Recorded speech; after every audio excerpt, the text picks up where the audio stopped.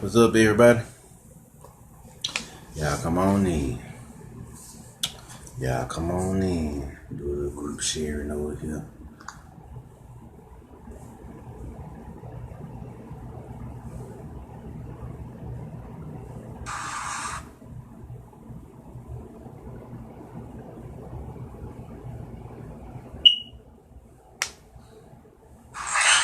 What's up, everybody? Y'all come on in.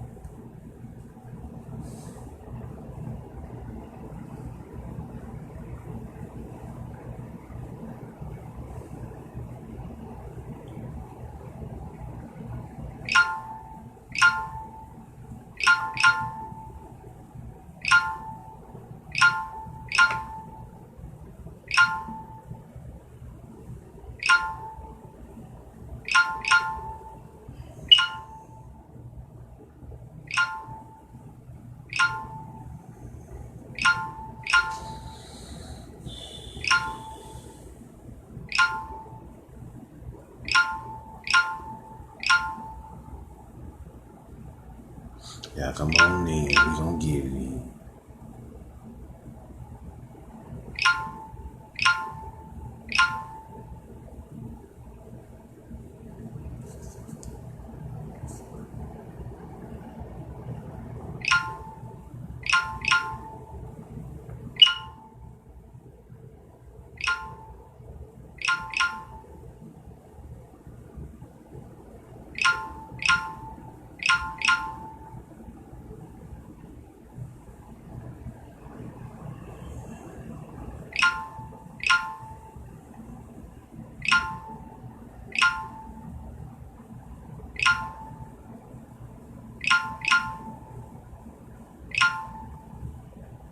Come on in. Come on in.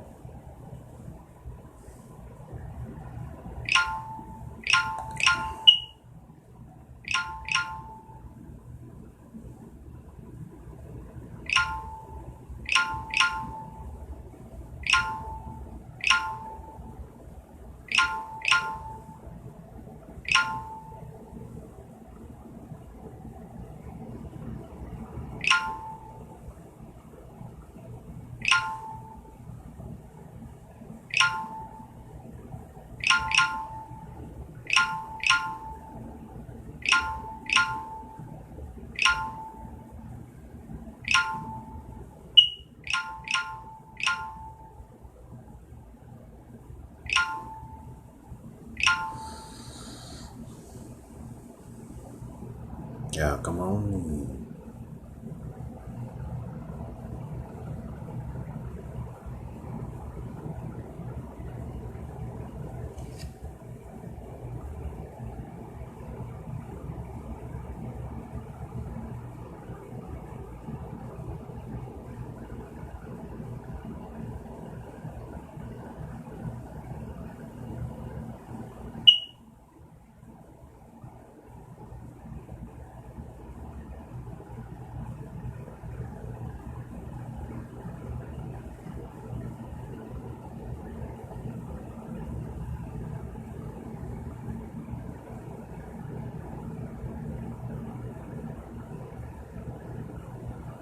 Come on in. We can get started.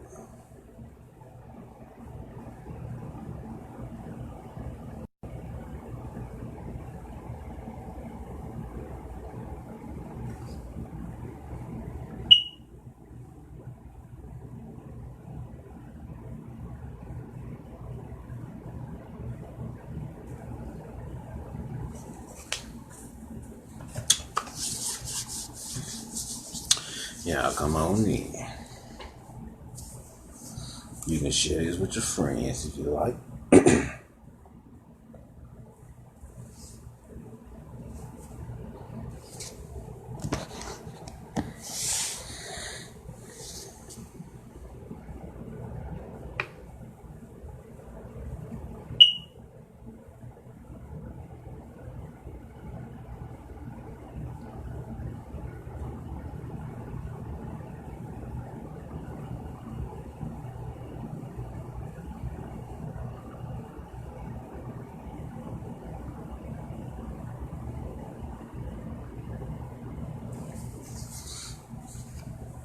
Come on in. Give them another minute and we'll get started.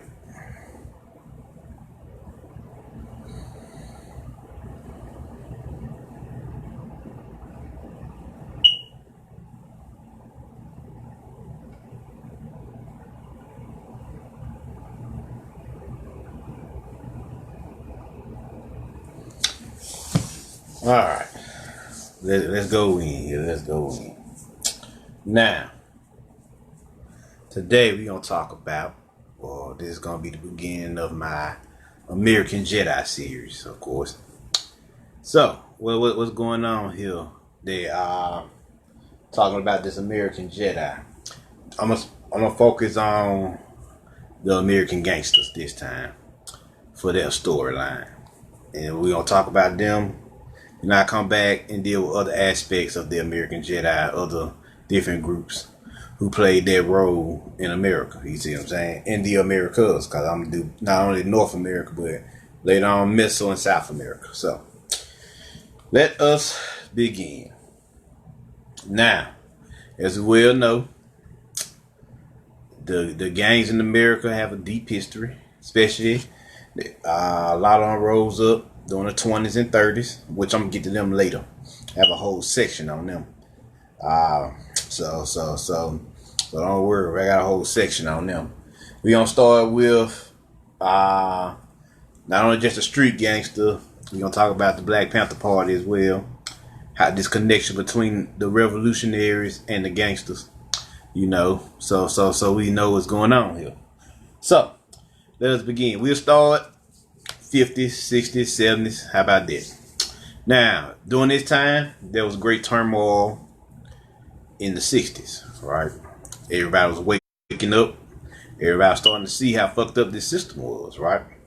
So you got the Black Panther Party, and they formed along after seeing the assassinations of some of their Malcolm X and the attacks on their neighborhoods by the police. So Huey P. Newton and Bobby Seale got together to create this group, and the group would go on to expand all across the nation and even into other continents like Africa. So, what made them so powerful? What made the Black Panther Party so powerful, or unlike any other group? Well, the Black Panther Party was so powerful because nobody had ever seen this from the indigenous Americans. You see what I'm saying? Nobody had ever seen a revolution of this magnitude. They thought that they were going to have something to worry about with Malcolm X's generation in the Nation of Islam. But the Black Panther Party came along and took that to another level. They warred with them on a whole other level that they had never experienced before. They called them out. They shut them down. They told them what they was fucking up. And from about 66 to about 73, they was on it. Until they started killing off the leaders, exiling them, imprisoning them, So here we go. Now, there's a connection here. Where do the gangs come in? Where does the American gangster come in this equation? Well, a lot of the gangsters who shall you say were a lot of gang leaders at the time were starting to get hip to the Black Panther Party's movement, revolutionary movement. You see what I'm saying? So a lot of them decided to adopt the 10-point program of the Black Panther Party. You see what I'm saying? So what up there? So they changed the game when those gangs started to do what they do. Now, what happened here? How did this movement get shut down? How did this movement begin to get shut down? Well, let me tell you how. It got shut down because of two reasons: magic and espionage. There's always been a link between those two, magic and espionage. They use rituals to start to kill the consciousness of our people first, and then they use espionage tactics to come in and start shutting down the people. because they tried it with the military and failed. They lost that battle. They lost the war. They may won the battle, but they lost the war because everybody across the world seen that our National Guard weren't able to handle just a street mob. You see what I'm saying? So it embarrassed them. So politically, that was our victory. So they decided to resort to espionage. And in comes who? COINTELPRO. Now, COINTELPRO was this covert agency, who came in to infiltrate and cause all kinds of confusion in both the Black Panther Party and later on even the street gangs. You see what I'm saying? So this is what's going on here. So what happens that make this shit so big? What happens that make this shit so big? During the early 70s, these boys was making such a fucking a presence on the world, influence. They left such an influence on the world. It was influencing the world on such a magnitude that the American government and by extension the cabal elites ordered assassination hits on these people. They would ride up, start shooting them all over the place. They would start killing them off. They start imprisoning them on mass level, all type of crazy shit, getting them long prison sentences and everything, right? Cause that's what they was about. They was about destroying this party because they had became so powerful. It was even influencing the rest of the world. A lot of our people, information and intel, a lot of other revolutions used that information, the 10-point program, to rise up to overthrow their governments all across the planet. So they was like, nah, we can't be having this. So what they did, they systematically started destroying the COINTELPRO. I mean, they systematically started destroying the Black Panther Party. You see what I'm saying? So, and after that, the street gangs like Raymond Washington, that would go on to create the Crips, the Bloods, the Black Gangsta Disciples. They would go on to create, they would go on to listen to the Black Panther Party. But what happened with the street gangs, that they couldn't continue what the Black Panther Party had started. And this is where we're going to start off with them. Now, what happened was, most people think, they tell you online that COINTELPRO ended in 1971. This is a lie. They started in 1956. Okay. They tell you that they started in the 60s, but even on their shit, they say they started in 1956. So we're going to say they started in the 50s. And then they gained prominence and members and shit by the 60s. Now, that's when they start infiltrating all the groups, both the Nation of Islam, the Black Panther Party, and the street gangs, right? So here's a little article here that tell you how COINTELPRO never stopped operating. You see what I'm saying? They never stopped really truly operating. And they was operating from the 50s, 60s, 70s, 80s, 90s, the 2000s, and all the way up to present day. I think that's like 70 years that these motherfuckers has been getting it. You see what I'm saying? So let me read a little excerpt here. From the his name is Brian Glick, and it's from his book War at Home, and it's COINTELPRO in the 80s. Now, if you want to see the rest of the years that they was operating, you just download the COINTELPRO document of all the shit that they did on this planet. And I'm going to tell you why they did it afterwards. Let's see. Here he says, the government harassment of U.S. political activists clearly exists today, violating our fundamental democratic rights and creating a climate of fear and distrust, which undermines our efforts to challenge official policy. Similar attacks on social justice movements came to light during the 1960s. You see what I'm saying? Only years later did we learn that these had been merely the visible tip of an iceberg. Largely hidden at the time was a vast government program to neutralize domestic political opposition through covert action, political repression, carried out secretly or under the guise of legitimate law enforcement. You see what I'm saying? So they letting you know what's going on here. COINTELPRO had infiltrated everybody. The law enforcement, the the revolutionaries, the street gangs, everything. It said the 1960 programs coordinated by the FBI under the code name COINTELPRO was exposed in the 1970s and supposedly stopped. See, this is where we get good. This is where it get good. But covert operations against domestic dissidents did not end. So there you go. He telling you right there it didn't even end. He said they have persisted and become an integral part of government activity. So they never stopped COINTELPRO right there. And this is what happened with COINTELPRO right here. What up, Gwendolyn? It said domestic covert action has persisted throughout the 1980s. The 1980s were marked by the rise of right-wing political power and new forms of popular opposition to reactionary government policy. Under these conditions, the danger of domestic covert action is greater than ever.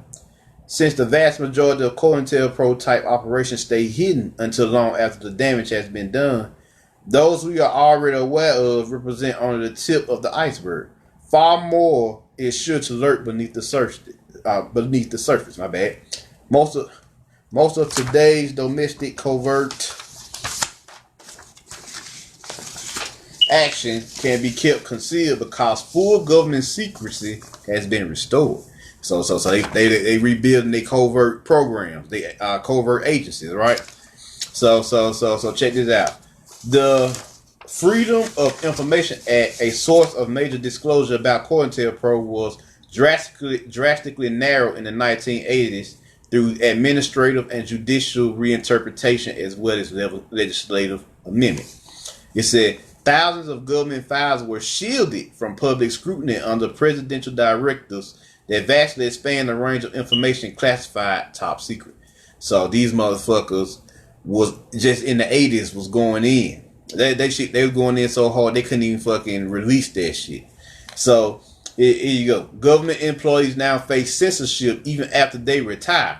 And new laws make it a federal crime to disclose any information that identifies an individual as a covert agent. And you notice they always use their system legalese to cover their tracks. I always pay attention to that. They use their law system to always cover their tracks, and they use it to fucking do whatever they want to do. So here we go. While restoring full secrecy, the Reagan administration invested covert action with a new legitimacy. In the past, such operations were acknowledged to be improper and illegal. But here's where it get good. Check this out. The Senate Intelligence Committee condemned COINTELPRO as a sophisticated vigilante operation aimed squarely at preventing the exercise of the First Amendment rights of speech and association. From its inception, the CLA was barred by law from performing internal security functions. Top government officials took care to insulate themselves so they could deny involvement if an unseen operation came to light. These conditions established a kind of speed limit, a set of restrictions which the agency felt free to exceed, but only by a certain margin. So right now, they call themselves blocking COINTELPRO. But watch how they remove it. In the 1980s, even the ceiling was lifted. Reagan and his cohorts openly embraced the use of covert operations at home and abroad. Now you see why Star Wars and Star Trek were so powerful. They start using fucking that espionage force on your ass. So they endorsed such action, legalized it, sponsored it, and raised it to the level of patriotic virtue. You see what I'm saying? Within months of taking office, Reagan pardoned W. Mark Felt and Edward S. Miller, the only FBI officials convicted of COINTELPRO crime. So he pardoned these motherfuckers. He let them go. His congressional allies publicly honored these criminals and praised their work. The president continually revived the tired old Red Scare, adding a new terrorist boogeyman. While Attorney General Meese campaigned to narrow the scope of the Bill of Rights and limit judicial review of the constitutionality of government action. So now they're getting their power back. From the National Security Council's office in the White House basement, Lieutenant Colonel Oliver North proudly funded and orchestrated break-ins and other dirty tricks to defeat congressional critics of U.S. policies in Central America and neutralize grassroots protests. So not only were they scared of y'all, They after what the Black Panther Party did, they had so much fear in their hearts. They went across the fucking planet, quelling rebellions, quelling resistances, and movements. That's how scared they were. And I'm gonna talk about that a little bit more. Special Prosecutor Walsh found evidence that North and retired Air Force General Richard Secord, architect of 1960s U.S. covert action in Cambodia. Now, Cambodia is fucking South Asia, right? So all this shit connected, the Vietnam War and everything.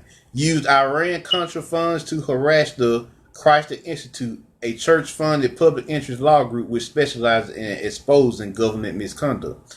North also helped Reagan cronies at the Federal Emergency Management Administration develop contingency plans for suspending the Constitution. So these motherfuckers suspending their own Constitution just to attack you. They shut down their own fucking republic just to attack you. So let's continue here. Emergency Management Administration developed contingency plans for suspending the Constitution, establishing martial law, and holding political dissidents in concentration camps in the event of national opposition against a U.S. military invasion abroad. So that's how big it got after they shut down the Black Panther Party and the street gangs in in North America. They went all across the planet and started shutting down everybody else shit, right? Now, much of what was done outside the law under COINTELPRO has since been legalized. Notice what they said by Executive Order number 12333, December 4th, 1981, and new Attorney General's guidelines on general crimes, racketeering, enterprise, and domestic security/terrorism investigations, March 7, 1983. For the first time in U.S. history, government infiltration for the purpose of influencing the activity of domestic political organizations has received official sanction. So this is where they gave them legal rights to infiltrate your communities or the inner communities of the nation and shut shit down if things get out of hand. You see what I'm saying? Because they never want to deal with what they had to deal with in the 60s and 70s with the Black Panther Party, right? This prerogative is now extended to the FBI. So the FBI even got in on this. Let's see. And everyone acting on its behalf. It provided a legal pretext for the Bureau's attacks on CISPs and other opponents of U.S. policy in Central America. Now that's Mexico. So what they attacking them for? But we gonna get into that in a second. The new executive order asserts that president's right to authorize CIA special activities, the official euphemism of covert operations, redefined to include activity anywhere on the planet in support of national foreign policies objectives abroad. It legalized counterintelligence activities within the United States on the part of the FBI and the CIA, the CLA, Army, Navy, Air Force, and Marines. Specialized equipment, technical knowledge, or assistance of expert personnel may be provided by any of these agencies to support local law enforcement. So they get advanced technology just to fuck you up, right? Right. All are free to mount electronic and mail surveillance without a warrant. And the FBI may also conduct warrantless, unconsented physical searches, break-ins. If the he told you right there, like these are break-ins. They can just come up in your shit and fuck you up. This is why you gotta stay magically protected and learn to magically protect your house. Now, if the Attorney General finds probable cause to believe the action is directed against a foreign power or an agent of a foreign power, this signal opens season on CISPs, sanctuary churches, and anti-apartheid groups, and everyone else who maintains friendly relations with a country or movement opposed by the administration or who dares to organize protests against U.S. foreign policy. So any motherfucker who try to resist their policies get dealt with for the most part. Given how much is at stake, we can hardly afford to ignore these many signs of danger. We can't. The FBI and police have now been fully rehabilitated. Yeah, they've been regenerated. The CIA and military have assumed an expanded home front role. so they can go anywhere. That's what I mean. That's what I meant earlier. Covert action has been legalized and endorsed at the highest levels of government.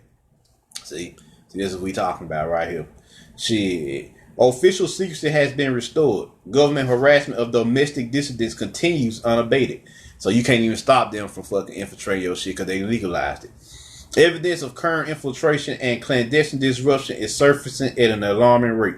So that means that the people are witnessing these motherfuckers in their neighborhoods doing treacherous shit. You see what I'm saying? That's what they mean when he said. That's what he mean by evidence. Now, taken together, these developments leave us only one safe assumption: full-scale covert operations are already underway to neutralize today's opposition movements before they can reach the massive levels of the 1960s. So now that's the excerpt. That's Brian Glick, excerpt from his book War at Home. So there you go. So they telling you what they about. Now that was just the 80s. Now they've been operating since the 50s. So you already can see now that they got busy in the 90s, 2000s, and up until present day. So why they working so hard? What do you got inside of you that they are scared of? That they seen just a pinch of that resurrection in the 60s and 70s. What do you got? It's your inner God, your inner deity, your inner soul. And they know this. How do they know this? Because we black people wrote the Bible. So we encoded certain phrases in there to reactivate you when the time comes. One of these is Isaiah chapter 45, verse 15, where it states, "Ye are gods, hidden," which means your soul is inside your body, "and the saviors of Israel." Now, Israel is what you know is made up of 12 tribes, which is the 12 zodiacs.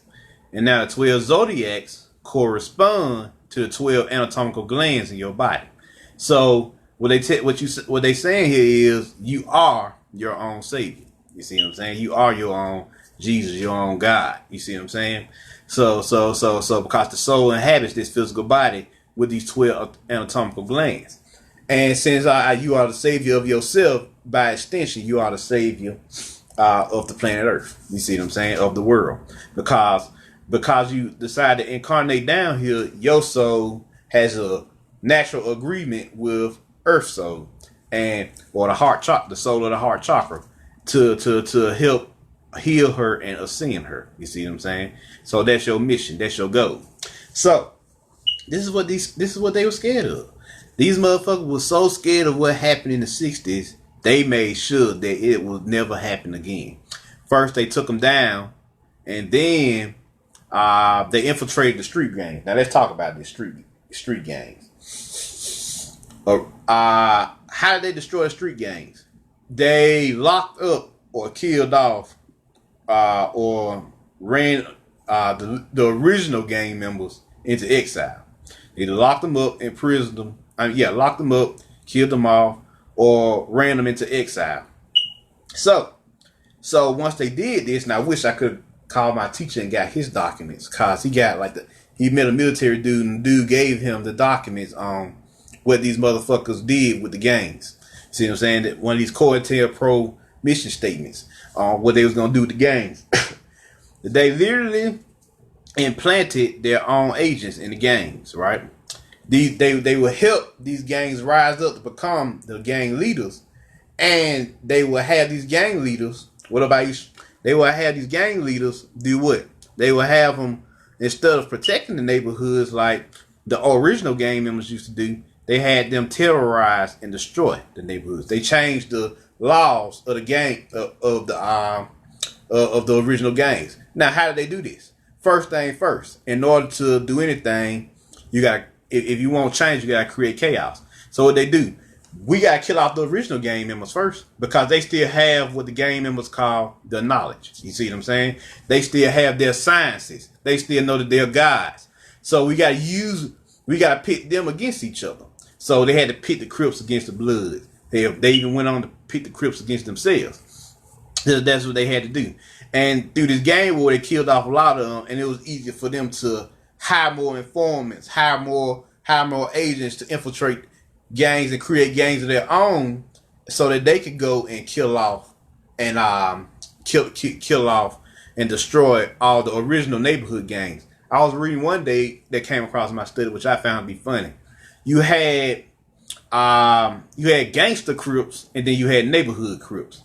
And the gangster Crips, which was created by the government, is warring with the neighborhood Crips, which was just natural beings which were the original natural Crips who was, protecting their neighborhoods. So I found that interesting. And why can't the Crips come together even though they're the same gang? Because I always ask myself that. Why they can't come together if they the same gang? The reason why is because half the gang is being infiltrated and are being run by government agents. And this is all in his documents. And they paid informants and they being paid to terrorize our neighborhoods. This is what this is about. This how they fucking this shit up. You see what I'm saying? This how they destroying them. And of course, since they destroying the neighborhoods, they boosting it up in media. They using their propaganda media channels to boost it up. Like, oh man, the gangs terrorize neighborhood. We need to stop them. We need to attack them because they playing both sides of the field now. So what they would do is they would raise these crime lords up, help them gain power and money and shit, give them money and everything, and then after that, they created the war on drugs to take them out. You see what I'm saying? See what I'm saying? And before that, while the Black Panther Party was, revolting in the 60s, they started getting drug dealers to work for them. You see what I'm saying? So U.S. government was the original drug dealers. You see what I'm saying? Original drug distributors. They would sell the drugs to the street drug dealers, and then the street drug dealers would fucking start getting the people poison. But the Black Panther Party wouldn't let them do it on their level. So what they had to do was start assassinating the leaders and shutting down the party so they could destroy our neighborhoods. That's what this is about. But then the gang members rose up to stop that shit for a while. So they had to take out or lock up the gang members. You see what I'm saying? So it took them from the 60s, 70s. They finally was successful in the 80s. You see what I'm saying? They finally got successful of taking down, taking down the original gang members and infiltrating them and bringing in new work. Now our mistake in this shit was letting the motherfuckers bait us into a gang war. You see what I'm saying? Into a gang war with these motherfuckers. Cause you gotta ask yourself how they infiltrate the gangs. You see, how do these gang wars happen? Well, now, when those semi-automatic weapons in the hood originally, so where did they come from? They was flooding the hood with for all these guns and drugs. You see what I'm saying? So, and they was getting them to their informants to sell to the hood, so they can destroy this shit. You see what I'm saying? So they can weaken our people. You see what I'm saying? On a mass level. Now, this is where shit get crazy, right? So they had the drug dealers to fuck up the neighborhood from the 60s, 70s, and they finally got a stronghold of drugs in the 80s. But they had one more problem. They had the weed dealers that was in the way because most black people only smoke weed for real. So they had to outlaw weed. You see what I'm saying? Because weed dealers are not drug dealers. They're herb dealers. You see what I'm saying? Just no different than going to a herbal store buying herbal tonics and shit. That's basically what you're doing. You're buying weed. So they getting it in. You see what I'm saying? They getting it in. So they usurped the Crips and Bloods. Why didn't they destroy the Crips and Bloods and all the other gang members in this situation? They realized that, alright, gangs are a little different from revolutionaries. They're just street gangs. They don't have no common sense. But what they realized was these gangsters actually did have fucking common sense. They actually was geniuses. Why were they geniuses? Why were they so intelligent? Because they had inherited the 10-point program and other philosophies and sciences from the Nation of Islam. Because remember, most gangs come from they were connected to either the Black Panther Party or the Nation of Islam, like the Black Gangsta Disciples out there in Chicago. They was connected to the Nation of Islam originally. They was a sect of the Nation of Islam. So they had all the sciences. They had all these black god sciences that they was teaching their members and shit. You see what I'm saying? And these members was learning it, and then they would go out there and put it in action or whatever, right? So they was like, oh shit, we fucking up. We didn't know that they had got this far. So this is why they brought COINTELPRO back in full effect in the 80s. Because they didn't realize how intelligent the gangster had became. They weren't supposed to become this intelligent. Who the fuck let these niggas get intelligent? But shit, they underestimated the gangs. Because the gangs called it the knowledge. You see what I'm saying? And let's go over some of this. Alright. Let me see here. Let's go over some of this knowledge. You had originally the original knowledge started with. You had the Black Panthers 10-point program. You know, that Huey P. Newton and Bobby Seale created. A set of rules that members of the organization would subscribe to and live by, right? Let's see. The platform is broken down into 2 sections. The first is titled What We Want Now. Here Newton and Seale break down the 10 things the Black Panther Party requests from the United States government, which includes, among other things, jobs, exemption from military service, and the freeing of all black men held in jails and prisons, right? The second section is What We Believe. The components of this section are included after each What We Want Now statement and further explain what the party wants and why it wants it. Let's see, the platform. The first one is we want freedom. We want power to determine the destiny of our black community. Right. You want your own power in your own community so we can, move forward together. Right. Then he said we want full employment for our people. Of course, you gotta. If we live in a monetary system right now, so you gotta eat. You gotta work to eat. You see what I'm saying? Pay bills and shit. Let's see. We want an end to the robbery by the capitalists of our black community. Because I just told y'all the government been coming in fucking community for some time.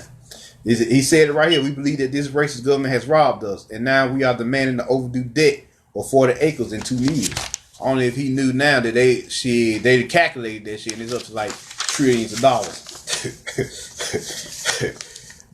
Then he says we want decent housing fit for the shelter of a human being, cause they had motherfucking, especially up there up north, they had black people living in fucking horrible conditions. You see what I'm saying? In the hood, which is why the rebellion started. They got sick of seeing that shit. Not only do you got to live in the worst part of town, and you come to our hood just to attack us, that's some Judge Dredd shit. You see what I'm saying? So then he said we want education for our people that expose the true nature of this decadent American society.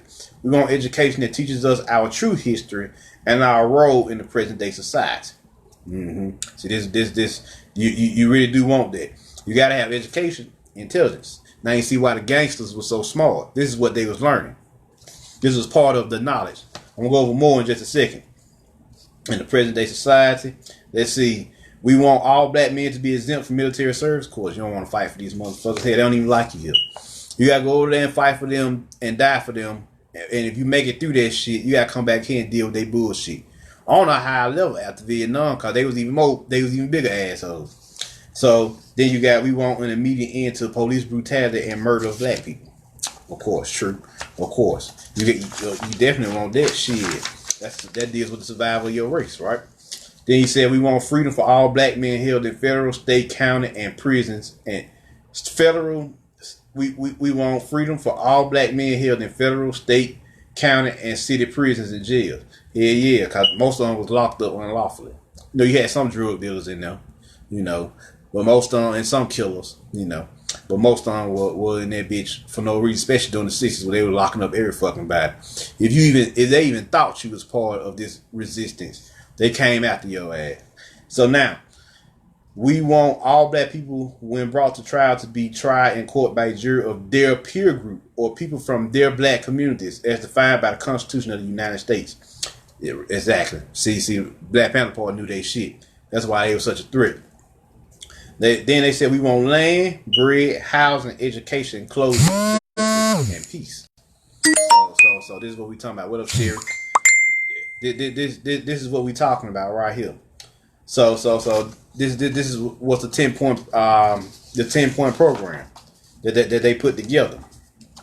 And later on down the line, They would produce Tupac Shakur will come along, the last Black Panther, as I talked about once upon a time, one of my other lectures, when I decoded All Eyes on Me. He came along with his own code called Thug Life. Now, Thug Life had its own set of guidelines. You see what I'm saying? So it was an acronym, which is help the. It was an acronym, and it is not on here. You did not see that coming. But it had its own set of codes, and it is all new jacks to the game must know he's going to get rich, he's going to jail, he's going to die, which is true. That's his first code. Crew leaders, you are responsible for legal financial payment commitments to crew members. Your word must be your bond. Let's see here. Then it said, one crew's rat is every crew's rat. Rats are now like a disease. Sooner or later, we all get it, and they should too. Cause they had a lot of informants in the hood. You see what I'm saying? In the gangs, like they had implanted in the 80s. So he came along in the 90s, early 90s, when the consciousness resurrected again in the early 90s. He came along and brought this thug life code to the gangsters. Then number 4 is crew leader and posse should select a diplomat and should work ways to settle disputes. In unity, there is strength. Then carjacking in our hoods is against the code. Slinging to children is against the code. Having children slinging is against the code. No slinging in school. Since the rat Nicky Barnes opened his mouth, ratting has become accepted by some. We're not having it. True. Snitches is out of here. The boys in blue don't run nothing. We do. Control the hood and make it safe for squares. Squares is just code word for people, pedestrians just living their life. Then it says no slinging to pregnant sisters. That's baby killing. That's genocide. Then he said, know your target, who the real enemy is. Which was the system at this time, which still is the system. Then it says, 14, civilians are not a target and should be spared. Harm to children will not be forgiven. Attacking someone's home where their family is known to reside must be altered or checked. Senseless brutality and rape must stop. Our old folks must not be abused. Respect our sisters and respect our brothers. Sisters in the life must be respected if they respect themselves. Military disputes concerning business areas within the community must be handled professionally and not on the block. No shooting at parties. Concert and parties are neutral territories. No shooting. See, this is why Tupac got killed. This is why Tupac got killed right here, because of his philosophical teachings and his political music. You see what I'm saying? Well, this is why they took him out. And we ain't got shit to do with no East Coast, West Coast beef. It was all about that was distraction. That was a setup, so they could kill him and blame it on somebody else. You always need a scapegoat.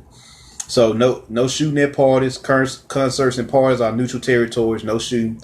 Know the code is for everyone. Be a real roughneck. Be down with the code of the thug life. Protect yourselves at all times. Right. So there you go. His philosophical teachings that most gangsters knew. When they said the code, the knowledge, this is what they mean. Another thing that they adopted was from the Nation of Islam. They adopted the Supreme 120 Lessons. You see what I'm saying? Which teach that the black man and black woman are the original gods and goddesses of this planet. We are timeless. We've been here. This little image you see here, that's your soul. That's your inner God. You see what I'm saying? In the square. Why is it in the square? Square is 360 degrees. But it's the material world. You see what I'm saying? It's the soul living in the physical body. And by extension, the physical realm. Which is finite. Which is temporal or temporary. So the circle in the square. And the circle is infinite. It's infinity. Because the circle represents cycles, transformations, changes. And it goes on and on. That's another 360 degrees. What Dr. York and his New Wabu movement bit off of. You see what I'm saying? Here goes one of his books, Sacred Tones, a little old book I had from when I studied New Wabu. So this is what these boys were doing. This is what they were scared of, because even the gangsters was tapping into it. And how you know they was tapping into it? They call it graffiti, right? The 5-pointed star. Ain't that sacred geometry? You see what I'm saying? The 5-pointed star. Everybody like, why people love gangsters? They love gangsters because they was warriors, but not only were they warriors, they was philosophers. And they was spiritualists. You see what I'm saying? They was about this life. They carried a code. They carried codes. Hell, not just one, because they still kept the Black Panther Party information, plus the Thug Life information. You see what I'm saying? And then they had the five elements, the 5-pointed star. You see what I'm saying? And this is blood. You see what I'm saying? So this is what they had. There's another one. This is for the Black Gangsters disciples. This is the 6-pointed star. You know, that represents balance. See what I'm saying? Both the masculine and the feminine energies coming together. You see what I'm saying? And what it said here, all is one. All is one. He's talking about the creator there. You see what I'm saying? The folk nation, gangster disciples. 6-pointed star. You see what I'm saying? The blade and the child is fused together to produce this force, because we still talking about a Jedi elixir here. And then, of course, you got the Crips. Theirs is blue, and they use the pitchfork. Now, what does the pitchfork represent? The 3 prongs represent God, G-O-D, or the functions of a God: generator, organizer, destroyer. And they had their own codes, Crip. You see what I'm saying? And the number 6. And the number 6 just represents the fusion of the dual energies of masculine and feminine energy. So they was tapping into that's sacred geometry, right? Right? We learned that in metaphysics. That's sacred geometrical shapes. And what made them so powerful with this shit was, since they were tagging on walls, according to sacred geometry, you can never fully understand sacred geometry unless you draw it out. You see what I'm saying? Unless you draw out the cube, the stars, the circles, the triangles and shit. You see what I'm saying? Unless you draw it out, you can never fully understand it. So these boys are drawing this shit all the time. So they was tapping in to their spirits when they do this shit. They would go into a trance and just draw this shit. I mean, look how perfect this is. Look how perfect this is. Look how perfect the 6-pointed star is. You see what I'm saying? Think about that. Look how perfect that devil's pitchfork is. That take practice. That take a steady hand. That take you going into a trance, tapping into your spirit, tuning into your spirit to do this. So, a lot of these boys, they couldn't even kill because they was vibrating on a God frequency. So the only thing they could do was flood the community with drugs in the late 80s, crack and all that shit, the crack era, and either begin to weaken these thugs, burn them out, and then lock them up. You see what I'm saying? Mass incarceration, what the Clintons did in the mid-late 90s. Mass incarceration. That they started that in the early 90s. So, cause the consciousness was always in the music when I was growing up. I'm more of a hip hop generation, the hip hop generation. So the consciousness was always in the music. You had Tupac, you had Biggie, you had Rakim the God, you had Nas, you had Jay-Z, you had all these motherfuckers, even the West Coast rappers, even the Southern rappers when they came along, Master P and Cash Money, they had consciousness in their rap. They tell you stories, the reality of the situation that's going on in our world, in our neighborhoods. You see what I'm saying? So that it was always there. When I was growing up, they started shutting it down to the mid 2000s because they were like, nah, we never again we let the music empower these motherfuckers. So that's when they shut the music down. So this is what we dealing with here. So this is what we dealing with now that y'all have an idea, and COINTELPRO, that I want to finish it off with this. COINTELPRO still operating because they still killing off activists, right? They killed off what's her name? It's like let me see here. I hope I still got it up for y'all. Let me see here. I was researching her earlier today because I helped her transition to the primordial.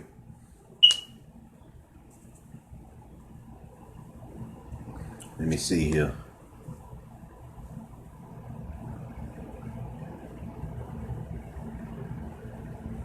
Come on, baby.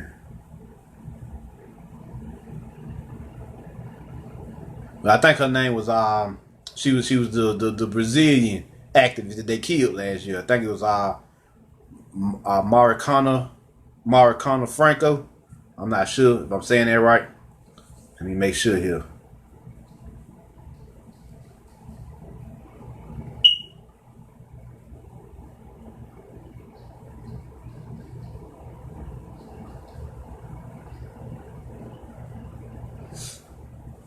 see. But yeah. Y'all know who I'm talking about. The activist who they killed. She looked like this. I have a picture of her. I do have a picture of her.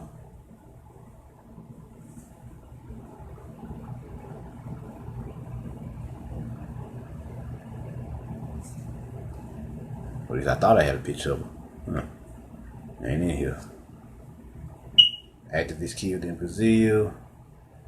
Marielle Franco. My bad. Marielle Franco. That was her name. And it was 2 former police officers who was charged in killing of Brazilian activists. So Corntel Pro still hard at work. They killed her, but I don't know why they killed her. This is the worst time to kill any activist or spiritual person because they can't kill the spiritual people. So don't motherfuckers they can fuck with are the activists. So they killed her, but her will still worked through the force and broke the spell on her people. And now Latin America is waking up. From South America on up, you see what I'm saying? So they broke the will of her. That broke their spell on them, because they had a powerful spell on our Latin counterparts for years. They was fucking doing that shit. They did shit worse to them than on some levels they did to us. For real. Because we always warred with their ass on some level, but our Latin counterparts kind of gave up on the fight for a while. So they fucked them up a little bit more. And speaking of them, and they even killed Nipsey Hussle. You see what I'm saying? They just killed him back in April because he was an activist, trying to reunite the gangs or whatever. So they still hard at work.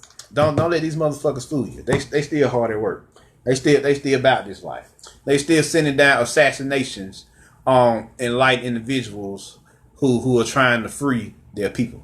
Now, speaking of, we're gonna get to the metaphysical side of it now. Speaking of the metaphysical side of it, the occult side of this, our Brazilian counterparts had something for street consciousness. They had developed a system for street consciousness known as Kimbanda. That's Qimbanda. Kimbanda. Now, check this out. The science of Kimbanda and street deities. So they had street deities. Check this out. They got one called, and I released this last year sometime. Zay Palentre, the archetypal gangster, hustler, and pimp. You had Pombagira, the archetypal hoe, street witch, and main bitch. And then you had Maria Malombo, the archetypal woman scorn, and the archetypal opportunities, right? Then you had 2 more deities, which is known as Caboclos and Preto Viejos. And they dealt with domestic abuse and violence, and they also dealt with child protection. So they had this system to deal with the street consciousness. You see what I'm saying? And it helped them out greatly with their street endeavors on mastering these lower energies, these lower frequencies, so they can rise up to their higher selves. You see what I'm saying? So that's why they created the system. So all y'all, we dealing with the streets. we live in America. So I advise y'all to adopt these deities into your reality in some shape, form, or fashion. You see what I'm saying? Zay Palentre, these gods, Pombagira, the goddess, Maria Malombo, goddess, Caboclos and Preto Viejos. Excuse me. Another group of gods. So there you go. This is some occult science here. You see what I'm saying? So this is what we dealing with. So get your some, apply this to your daily lives, especially when you're dealing with the streets, and that they'll help you navigate this shit. They'll help you find opportunities. They'll help you deal with the gangster energies. They'll help you deal with deal with all the different type of shit that goes on in the hoods right now. You see what I'm saying? They help you navigate through that shit, so you don't have to deal with it. They'll help you navigate that shit. So when it do come up, you know what to do. You see what I'm saying? You got an idea of how to deal with it. When you feel like something wrong, they alert you. You see what I'm saying? Like, hey, don't go that way. Leave that shit alone. Or there's an opportunity that came up. Yeah, that deal pretty good. Take that. Or you trying to tap into your magic, your street magic. You see what I'm saying? Magic it pertains to dealing with this day-to-day life. Then Parmigiano real good with that. So there you go. Just get you some Kim Banda. Now that we understand code science, another thing that the street warrior had that was explosive that nobody talks about is the martial arts. You see what I'm saying? See, I know a lot of gangsters from that time period, from the 90s, 80s, and shit, and a lot of them are martial artists. They was about mastering themselves, being warriors. The street warriors as they call themselves. So let's discuss it. So since we dealing with the American Jedi, you got they study martial arts like Aikido, karate, kung fu, jujitsu, stuff like that, special forces training and stuff. But since we dealing with the American Jedi, we gonna talk about the infamous 52 blocks. You see what I'm saying? I know y'all probably heard of legends of the 52 blocks, but most people don't seem to know what the fuck that is. So I'm gonna expose that to y'all. Now, what is the 52 blocks? It's our own indigenous American martial art that was created to protect ourselves. You see what I'm saying? But like everybody else in the 80s, these fucking COINTELPRO assassins and killed off a lot of them. Some of them died because of street fights or whatever.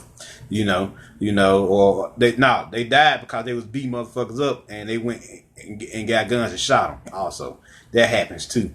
But most of the time, it seemed like, as Jizzle was said, 52 became useless because it seemed like they were just getting assassinated left and right. They was getting taken out because the Soul Brothers of the 60s and 70s had picked up this art and they started perfecting it. You see what I'm saying? Because it was created in the jailhouse to protect yourself while you're there from attack. You see what I'm saying? From rival gangs, from officers, from all that shit. You see what I'm saying? So that's why it was created. It goes by many names besides 52 blocks, ghetto blocks, the jailhouse rock, 52 Comstock, closed gates. Just some of the names, or Alto 52. Just some of the names you probably heard whispers of with this particular art. Now, let's check out. Let me show y'all what the art is all about. Let me show y'all what the art is all about.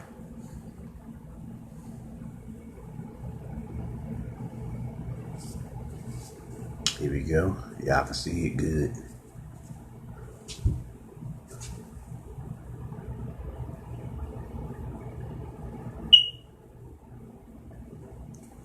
But y'all can't hear it.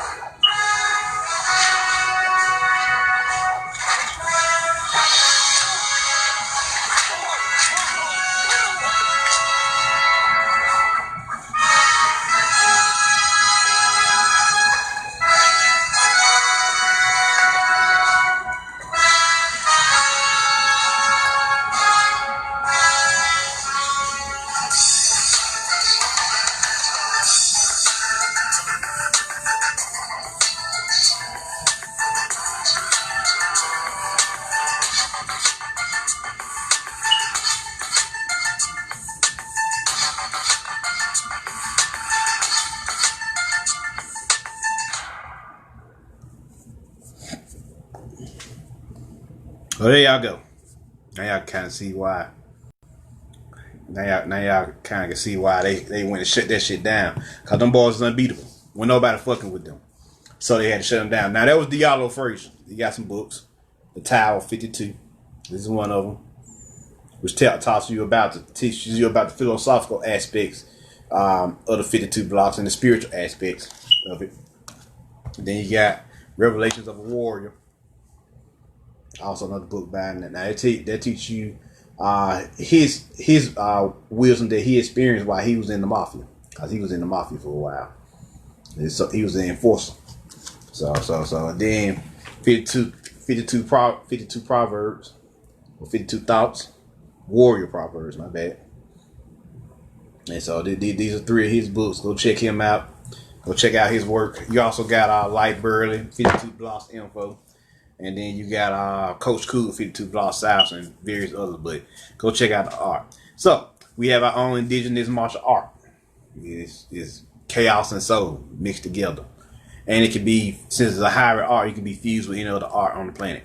Martial art on the planet. That's what makes it so dope and so cool. They've even incorporated, like Rashad Evans, he incorporated that shit into his MMA fight. He was whooping ass. Y'all.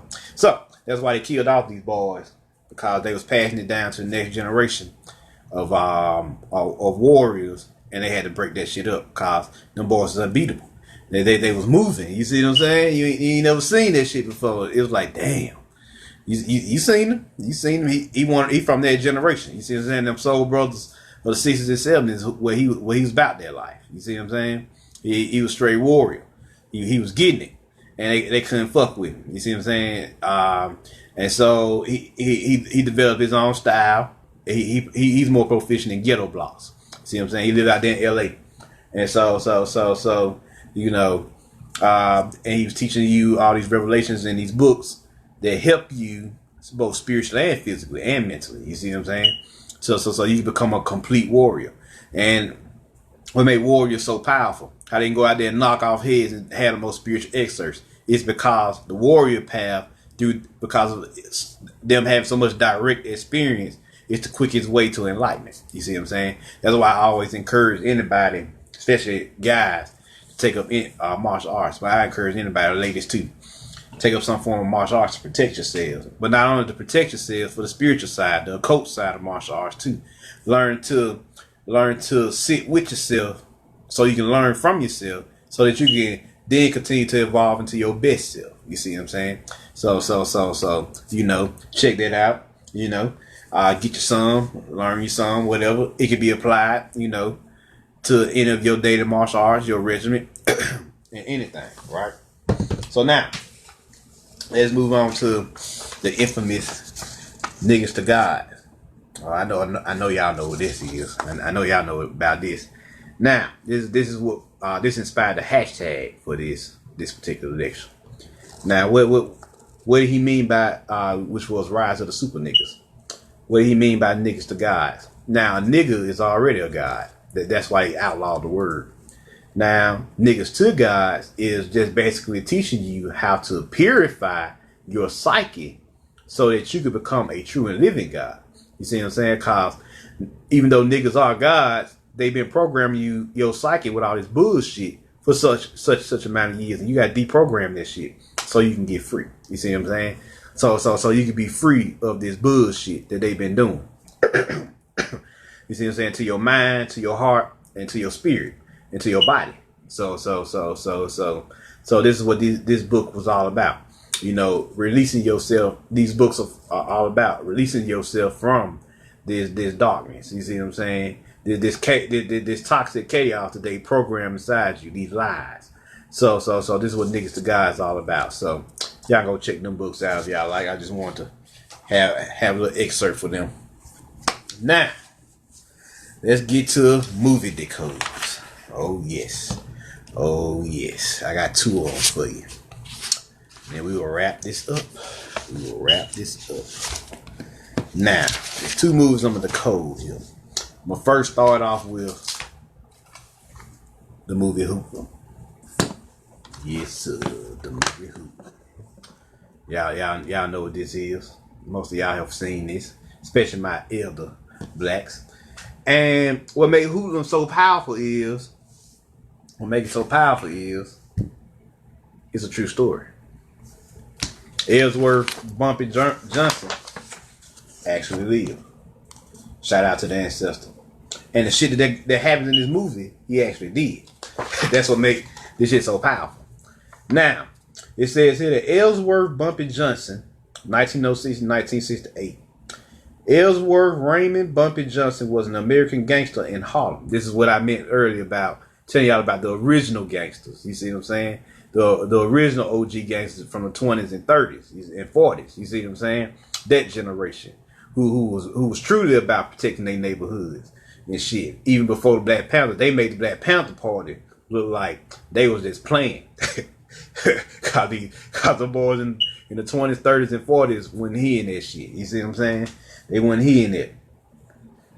Now, let's see. It says he has been the subject Ellsworth Raymond Bumpy Johnson was an American gangster in Harlem, New York in the 20th century. He has been the subject or character of a number of Hollywood films, including The Cotton Club, Hoodlum, which is the best one, and most recently American Gangster. Now, Johnson was originally from Charleston. Now, American Gangster was fucking that was propaganda to shut down Hoodlum. This is the true movie about his story. American Gangster was an attack on us. You see what I'm saying? That was an attack on us. You see what I'm saying? But Hoodlum was the true and living movie. You see what I'm saying? About his story. So get Hoodlum instead of American Gangster.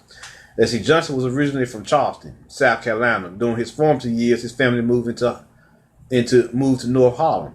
He was given the name Bumpy due to a large bump on his forehead, known for his flashy style and dapper look, because you know American gangsters back in the day had swag.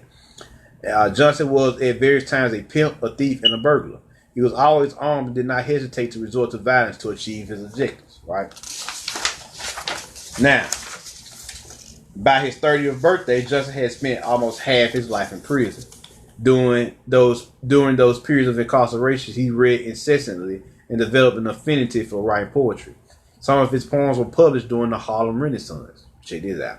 Despite his talent, his constant clashes with other inmates and guards resulted in spending more than 3 years of a 10-year sentence for burglary in solitary confinement. Because of his difficult and abrasive attitude, Johnson was transferred to various prisons until his release in 1932. Now I'm gonna explain to y'all what this is about. Why this was a significant moment for him to get released. Upon his release from prison, he was financially destitute and desperate for employment. In the early 1930s, Johnson became an associate of mob boss Stephanie St. Clair, who dominated the numbers racket in Harlem. He quickly gained her trust and became her principal lieutenant. You see what I'm saying? It was rumored in some circles that the two of them were romantically involved, although she was 20 years older. Johnson and St. Clair attempted to wage a futile war against New York mob boss Dutch Schultz, which is his real name was Arthur Fleckenheimer. The fight between St. Clair and Johnson against Dutch Schultz and other organized crime factions in the early 1930s resulted in over 40 murders and several kidnappings. With control over police protection and influence at City Hall, Schultz and his allies in the mafia eventually dominated the Harlem number racks for a little while. Johnson, who had earlier fought against Schultz and the mafia, was eventually won over by the promise that he would run the Harlem operation in exchange for protection by the mafia, then led by Charles Lucky Luciano.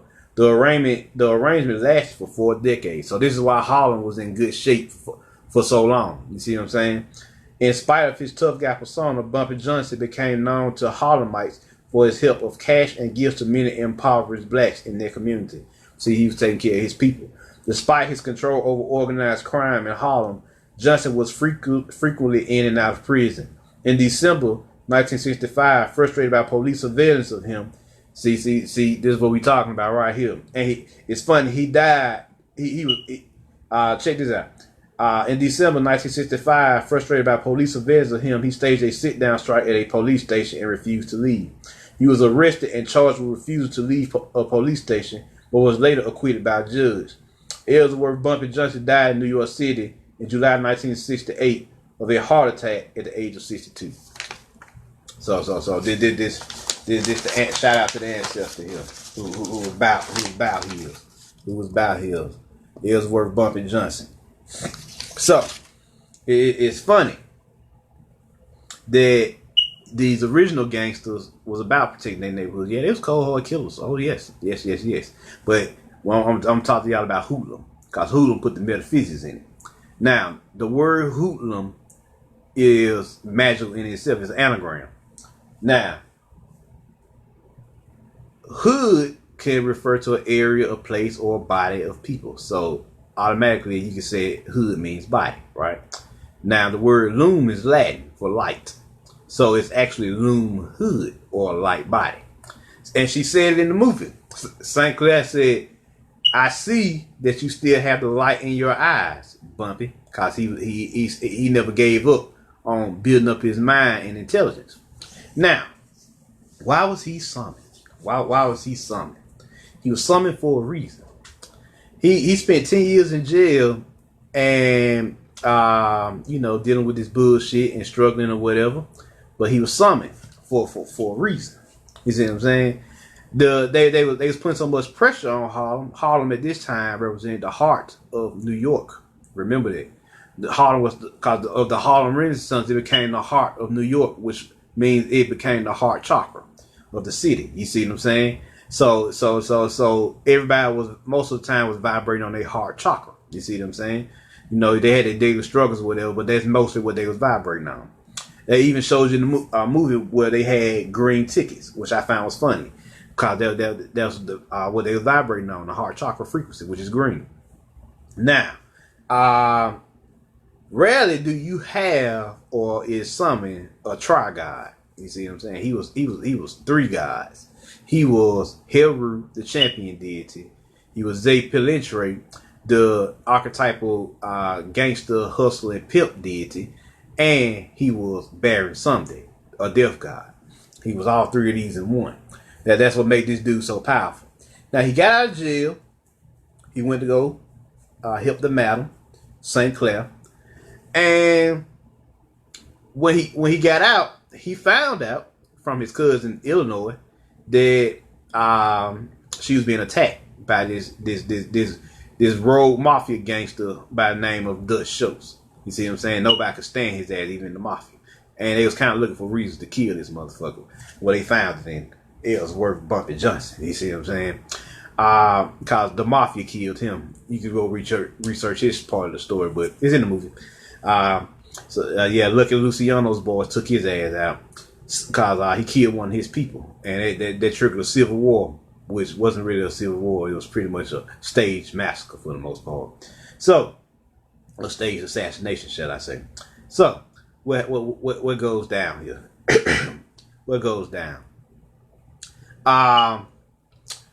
He summoned to help the mother, cause remember she was a Sophian archetype, cause she was helping to give black people jobs in Harlem with the numbers racket, right? But Dutch Schultz came in and started muscling everybody and taking their shit. And if you stopped him from making his money, he killed you off, cause he was a war god. He was carrying the Aryan energy. You see what I'm saying? He was Aries. So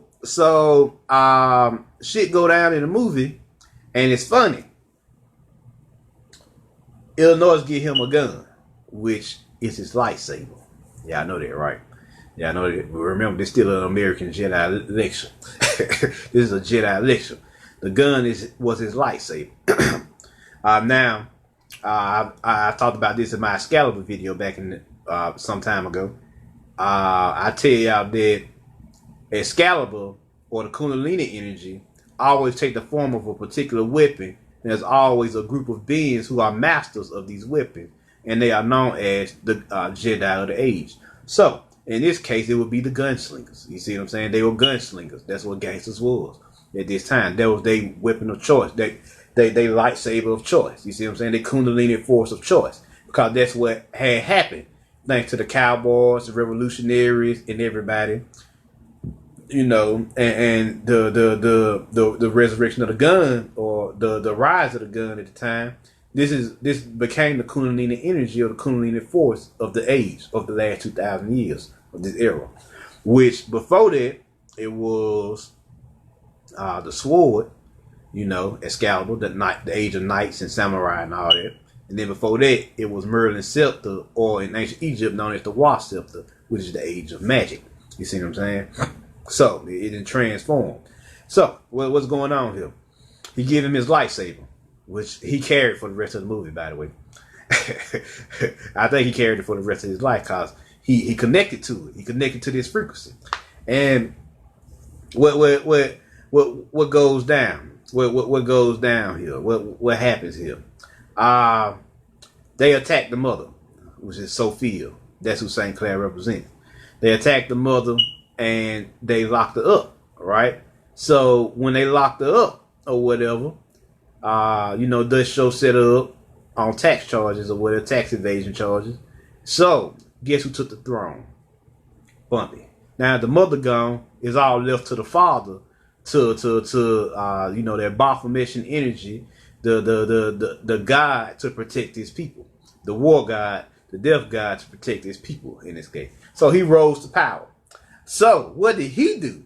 He knew that if he didn't do this, fucking Harlem was fucked. So he went to war with Dutch shows, and they tell you in this article that the war was pretty much useless. It's a lie.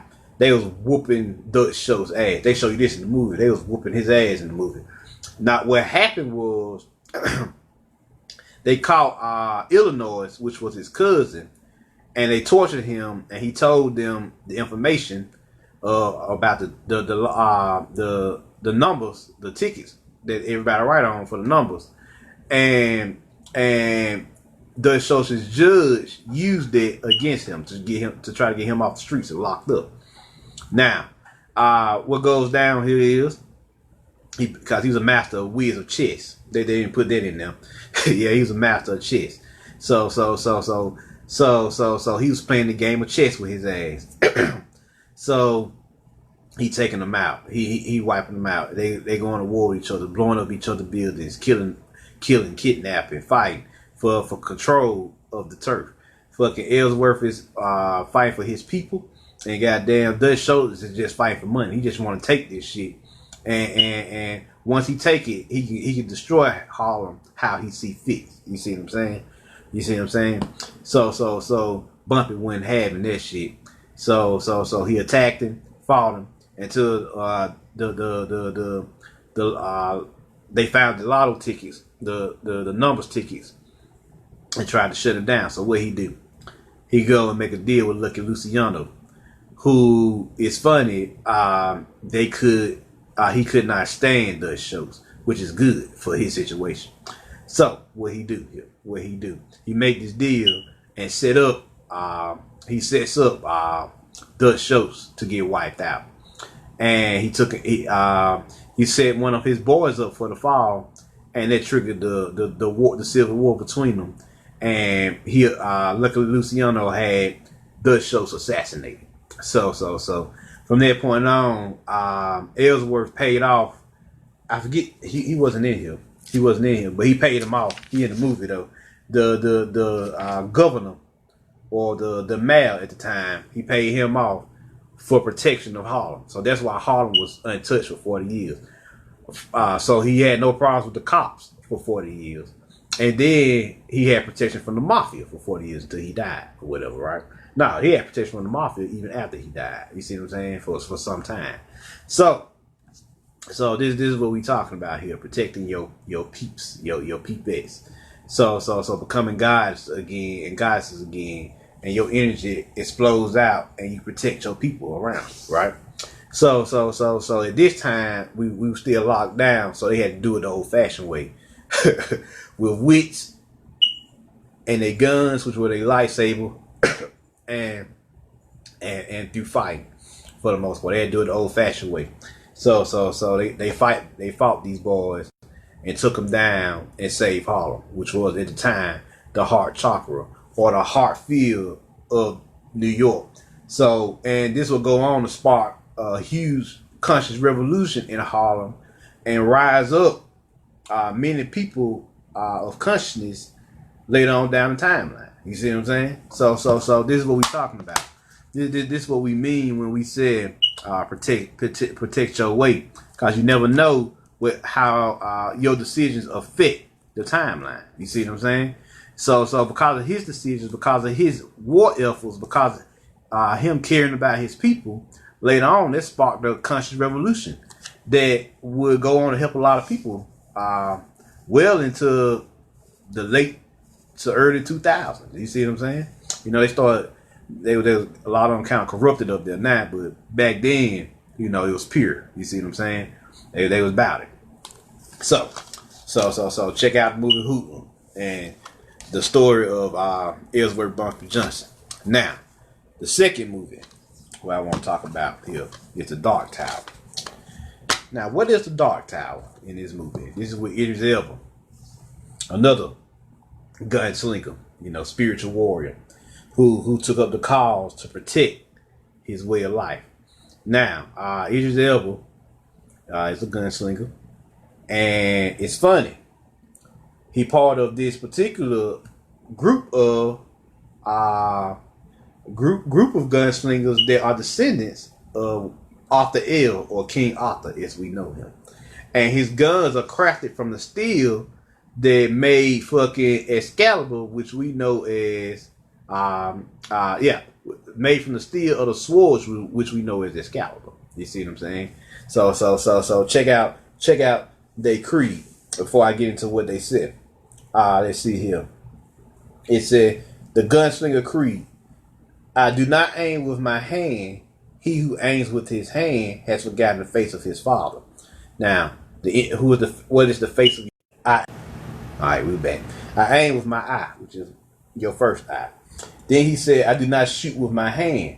He who shoots with his hand has forgotten the face of his father. I shoot with my mind. So you shoot with your mental energy that's projected from your first eye. You see what I'm saying? Then he said, I do not kill with my gun. He who kills with his gun has forgotten the face of his father. I kill with my heart, your heart's intelligence. Because killing is not necessarily a bad thing if it's for a righteous cause. Even Bumpy said, when his girlfriend asked him, don't you have any remorse? And he said, remorse comes when you feel you've done something wrong. That's the only time remorse shows up. But if you're killing for righteous reason, then you don't feel remorse. Yeah, matter of fact, you feel justice. You see what I'm saying? It's the other way around. Now, there's a kid in the movie called Jake Chambers, which, you know, Jacob's ladder, chambers are the chakras. So Jacob's ladder is the chakra system. And he has this power, this psychic power, this soul power, which they call the shine, which gives him psychic abilities to protect himself, right? So they trying to stop this guy here from destroying the Dark Tower. What is the Dark Tower? The Dark Tower is your spine, and it's shooting out beams of light to protect the universe. And these beams of light is consciousness. You see what I'm saying? It's your consciousness. You see what I'm saying? And in the middle point there is the pineal. You see what I'm saying? The omniversal pineal, or the omniversal spark of consciousness that was produced from the Creator. Right. So he's trying. This guy here, Walter, is trying to destroy this tower, so he can let in the darkness, the monsters, so they can destroy creation, right? Now, Roland and the gunslingers, they take up the effort to fight these motherfuckers, and they pretty much lose all their people because Roland is now the last gunslinger, but they stop him from destroying the Dark Tower, which in a way is a victory. But until he did, the war ain't won, right? That was just a victory for the battle. So the movie goes where Jake, following his heart, his spirituality, his heart, his intuition, goes and seeks out Roland, the Jedi Master. You see what I'm saying? And he using guns, in this case, which are his lightsabers. You see what I'm saying? And he has a series of techniques and skills that goes along with using these guns. He even tells the kid when teaching the gunslinger code that even your shine is your weapon, Jake. My guns are mine. So the reason why Roland couldn't kill him is because he could protect his mind from his magics, because he was a magician, a magi. So there's two sides of the same coin here. This is what we're looking at, yin and yang. One trying to destroy the world, the other one trying to save the world. You see what I'm saying? So what goes down here? Some shit gets shuffled around. You know, shit go down. and they pretty much battle each other for either destruction of creation or the liberation of creation. So it's the same story. And Roland ends up killing Walter, and he saves the kid Jake because he got kidnapped, and he destroys this machine which uses the minds of the kids that they shoot up in the air to destroy the Dark Tower. It's a beam quake that they shoot up in the air that hits the Dark Tower and slowly destroys it, or at least operates at it, right, or wears it down. So I find it funny because only the mind of a kid can destroy the Dark Tower. And I was like, okay, I see what they're doing here. The place where they was doing is it represents them using your mind against you to destroy your Kundalini energy, which rise up the spine, and it was rise up the spine to God consciousness. You see what I'm saying? That's what they're trying to do here. That's what Walter was trying to do here. He was trying to shut down God consciousness. You see what I'm saying? And the power of the Creator.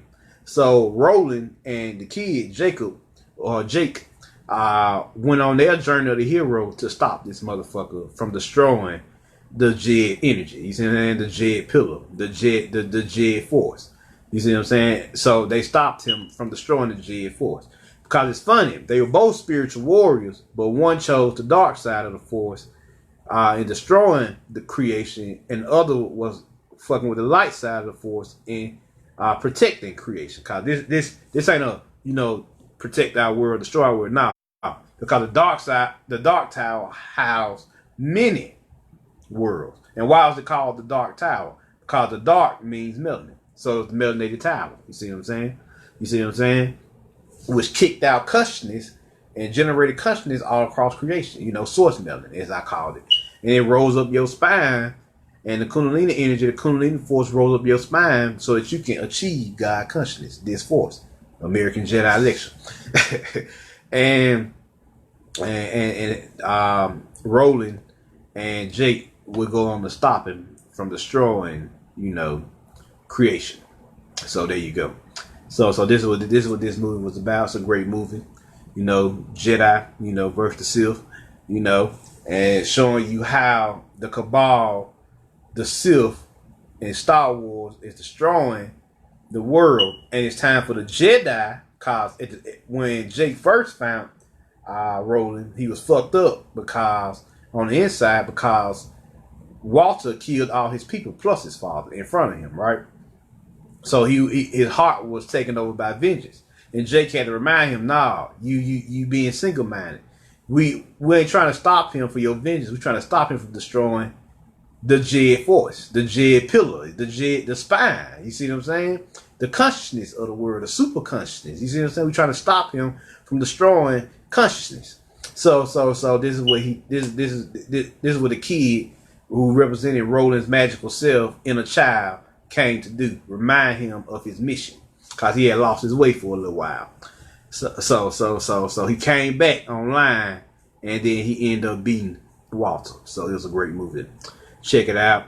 He used his lightsabers well, his force well, cause fucking even to the end of the fight. He can use physical force. Walter could use physical force on like telekinesis and firebending and shit, but he couldn't fuck with his mind, which is the greatest weapon.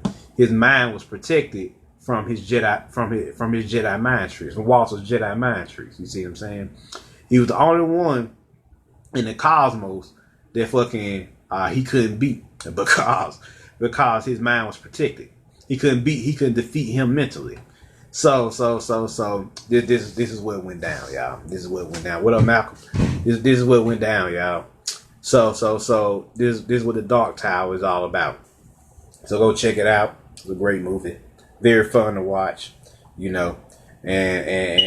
a cool Jedi story. You see what I'm saying? The lone Jedi, the lone wolf, on a mission, on his journey of the hero to save the world, and he takes on an apprentice, which would be Jake, and training him to be the new gunslinger of the age. You see what I'm saying? So who was a starseed who came down here to save the cosmos, save the galaxy, not only his planet but creation, because this motherfucker was trying to destroy creation. by letting in the darkness, letting in the darkness outside of the universe, which was Nimble Monsters, who was trying to just kill motherfuckers all day, every day. So it was a good movie. It was a great movie. Y'all check it out. Now, the end of the lecture. Now, for my gangsters out there, gangbangers who walking the path. What you gonna do now? They do. COINTELPRO attacking you hard, attacking you on all levels. What you gonna do now? How you gonna beat them now? I damn sure can't beat them with the guns, because the age of the gun is pretty much over with. So we transforming from the gunslinger back to the magi. So it's transforming back from the gun. The Kundalini force is transmuting from the gun to the back to Merlin scepter or the Wasp scepter in ancient Egypt. So it transformed back to that. You see what I'm saying? So what you gonna do now, gangster? Now that the gun age of gun is over, and that cycle, the Piscean age is almost over with. So how you gonna handle these motherfuckers that's coming after you now? The answer to that, you have to become a celestial gangbanger now. You can't keep fucking with this physical shit no more. You have to become a celestial gangbanger. And what do I mean by that? Here are some precepts. You have to now bang for the source, the creator, the God. You see what I'm saying? Which is both the infinite intelligence of the cosmos and creation and your inner soul. You see what I'm saying? Both. Don't forget that. You have to bang for your family. Mainly your soul family now. Because your physical family, they blood relatives, they cool, whatever. But mainly for your soul family, because those are the ones who gonna have your back in this magical war. Now, the next one is the war is astral now. Right. It's astral war now. So these motherfuckers don't fuck with you physically like that no more. That's a waste of energy. Now they go into the astral plane, which is the future. Because the astral plane is 1 or 2 dimensions ahead of us. The future to fuck you up in the future. And then you die here. You drop dead here. Just like they showed you in the Freddy Krueger movies. You go to sleep, you die in your dreams. You die in the astral plane. You die here in the physical. Like they showed you in the Matrix. You die in the Matrix. You die in the real world. Yeah. That shit is real. Don't let that shit fool you. Now, the war is astral. So you got to become an astral warrior. Yeah, you got to learn how to use your astral body on the astral plane so you can start fucking these niggas up. Because they after you now, black man and black woman. You got to be about this life now. You can no longer play around with these motherfuckers. You see what I'm saying? So you got to be about this life. Now, on the physical, you got to learn to balance love and war. What I mean by that, too much love can unbalance you, just like too much war can unbalance you. So you got to learn to have enough of both. Enjoy both. You see what I'm saying? Ain't nothing wrong with having a little love. Nothing wrong with, but at the same time, you got to be about your war. You got to be about this life, cause they coming for you, and they coming for you every day when they do these psyops on Facebook. Then that if we can't destroy y'all, we gonna fool y'all into thinking that we can destroy y'all. So even if they can't touch y'all physically, they gonna fool y'all into thinking that they can touch y'all physically, or they gonna go into the astral plane, hunt you down, and try to kill you. So, and they got all type of fucking psyops, astral assassins, astral soldiers and shit. That's designed to shut you down. You see what I'm saying? When you do awaken on the astral plane. I remember when I first awoken on the astral plane, I had a fucking alien right here fucking with my first eye. You see what I'm saying? It was tampering with my first eye, so I went awaken. So I snatched that motherfucker and threw him off. He was a little small motherfucker. You see what I'm saying? And fucking from that point on, I was able to access the astral plane. So this shit is real. The war is real. They back with 5G technologies. 5G. So don't get it twisted. And they back to raise more hell now, both on the astral and the physical, because they done found out that motherfuckers is training on the astral plane to fuck them up on the physical. So they had to go back into the astral plane and launch another war campaign to shut us down. You see what I'm saying? And because they know they see motherfuckers that got hip to wielding that spiritual power on the astral plane, and they've got hip to grounding that spiritual power here on the physical. You see what I'm saying? So they gotta go break that shit up before they get too powerful, and that'll be the subject of my lecture next week. So I'll talk more about that later. Now the next one: know thyself, know thy team, know thy enemy, and know thy environment, the battlefield. You see what I'm saying? Know what's going on around you. Pay attention to what's going on around you. Not only what's going on around you, but what's going on inside you. Because your intuitions will save you before anything. They'll alert you before anything else. So always know what's going on. Know your team. Your team members have strengths and weaknesses. So learn to use those strengths and weaknesses to your advantage. Teach them how to use their strengths and weaknesses to their advantage. Let them know, like, oh yeah, you weak here, but you're strong here. So focus on doing this, and that to cancel out as many weaknesses as possible. So in that way, you become a more holistic being, and you have no weaknesses. You see what I'm saying? Of course, know thy enemy. Of course, know who you fighting with. You dealing with this cabal government who's trying to destroy you. You see what I'm saying? And if they can't destroy you, they're gonna destroy the planet, which automatically destroys you. You see what I'm saying? They're trying to shut down the planet, which also automatically destroys you. So they trying their best to fuck this shit up as fast as possible before you wake up. So remember that. Next, know that you are a magical warrior. You see what I'm saying? Know this. Know that there's a God in you, a deity, been ready. All you have to do is go within in your meditations and get in tune with it, so you can be about this life. You see what I'm saying? So you can be about this life. Remember that you are a sovereign God and goddess. So you are your own sovereign deity down here. You are your own universe. The world is inside of you. The universe is inside of you. And that universe out there is just a reflection of what's already inside of you. So always remember that. Remember, learn to move through the fourth dimension, even on the physical. Because remember, when we of course, there's a Jedi lecture, so I gotta talk about the Force. What is the Force? The Force is a metaphysical, a universal metaphysical energy that permeates through all things in existence.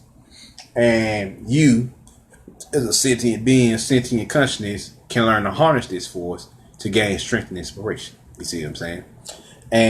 And when you learn to harness it and wield it, you can do seemingly miraculous things. You see what I'm saying? Now you see how this works.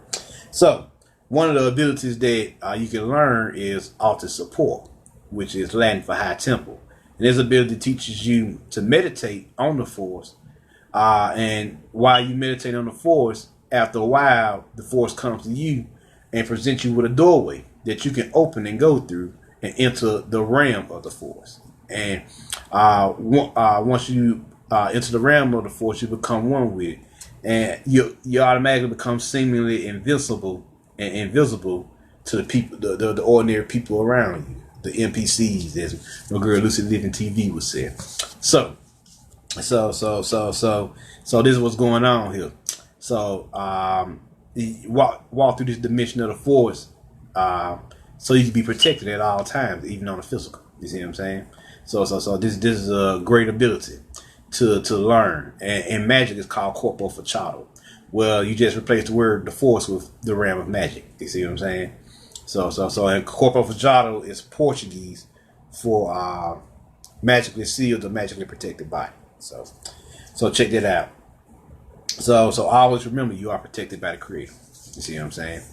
No matter what, on your spiritual journey, you're protected by the Creator. It tells you in the Bible that you have a tent over you, or a force field.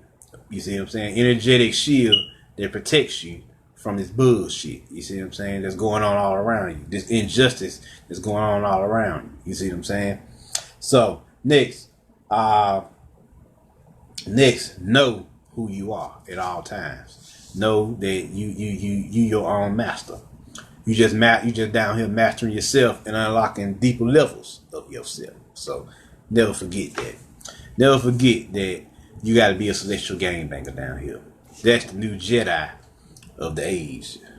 You see what I'm saying? / Sith of the age. Because you need both dark and light sides of the force. You want to conquer this shit here. You see what I'm saying? So, with that being said, that ends my lecture. And are there any questions?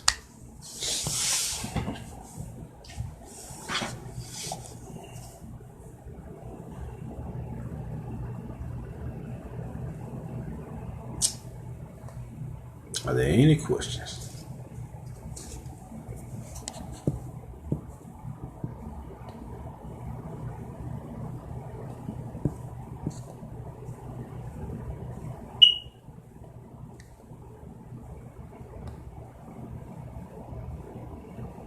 Sure, hey, how do we recognize an enemy? Your intuition alerts you. If they feel dangerous and they feel fucked up, 9 times out of 10, they are fucked up and dangerous. So never ignore your intuition. You see what I'm saying? See what I'm saying? See what I'm saying? So never, ever ignore those intuitions. Usually you will know something was wrong with this person long before they walk up to you. Perfect example, I was working security and at the bus station, and this guy was walking, and just by looking, I knew he was fucked up. That motherfucker made eye contact with me, and he flew to the door. And so we had a series of words or whatever. He just left naturally because he knew he couldn't fuck with me because I knew I was God. You see what I'm saying? So that's why it's important to know you God. So I hope that helps, Sherry. Tasha Jameson. I just recently got told that I'm chanting in my sleep. I wish I could remember it and know what I was saying or doing that have me chanting. Well, record yourself. Get you a tape recorder and record that shit overnight and find out what you chanting. The reason why you chanting though is because your God is in your dreams. So if your God is in your dreams, you probably chanting magical spells because you at war in your dreams. In your dreams, you go to the astral realm through your dreams and fight. So don't forget that. Don't forget that. Share outside there physical tool we use, of course. You got crystals, you got a Lemurian seed crystal is great. Look up crystals that ward off negative energy. I think black onyx ward off negative energy, and various other crystals. So let's look up the crystals, purify them, and program to your frequency and their protection. Get you a necklace, whatever, wear them, or keep them on you, keep them in your car or whatever. You know, while you're driving, and they'll provide a shield of protection because crystals are nothing but packets of Earth's consciousness that's been crystallized. You see what I'm saying? It's been frozen. So don't forget that.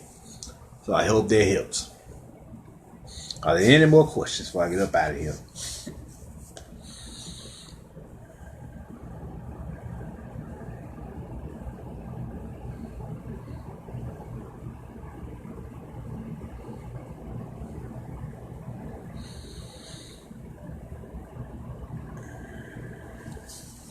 Are there any more questions?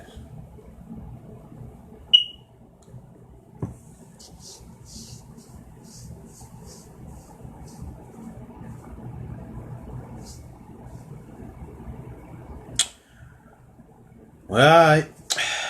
There are not any more questions. Then y'all share this, put the word out, let your homies and homies know what it is. I'm Marvin Jones, and I'm out. Peace.